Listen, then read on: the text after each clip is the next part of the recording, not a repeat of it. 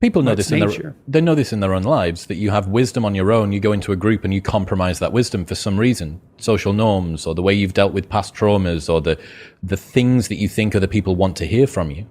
Yeah, well, that's diffusion of responsibility, right? Because when you're buried in the mob, you can do and say things that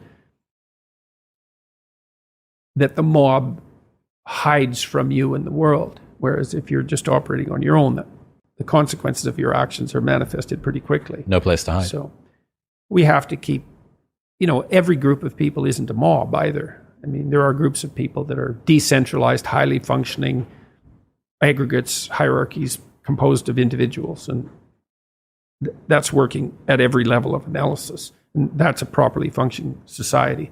That's not a mob at that point. There's a dynamic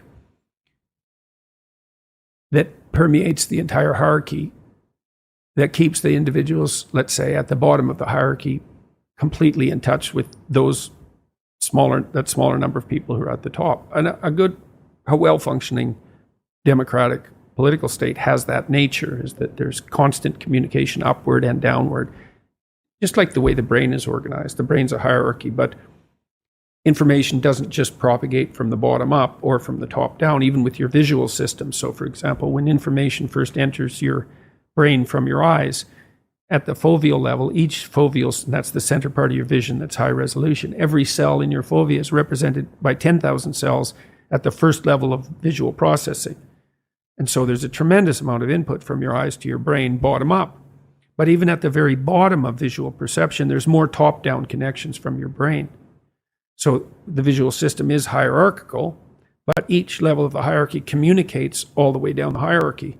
And a good political system is structured that way. And so you can have a group of people that's not a mob.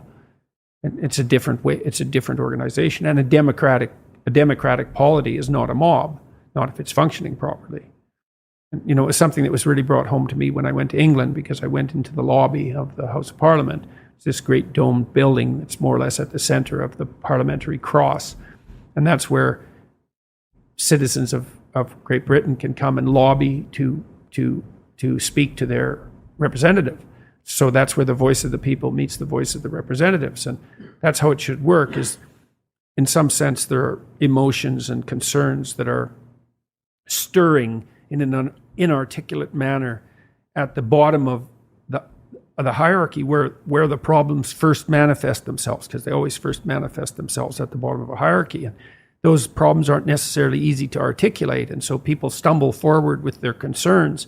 And the job of their representatives is to take those stumbling concerns and aggregate them and to give them voice and to transmit them up the structures of power, to transform the laws into the new body of laws, which is what we act out to reconcile the bottom with the top. And that has to just happen continually, because it's like a living organism. Well, it is, in a sense, it is a living organism, because it's a meta-organism that consists of living organisms. So, for all intents and purposes, it's something that's alive.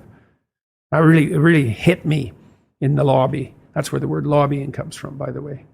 So it happened there. Mm-hmm, mm-hmm, mm-hmm. And people are cynical about lobbying, but people are cynical about lots of things, and it's not that helpful.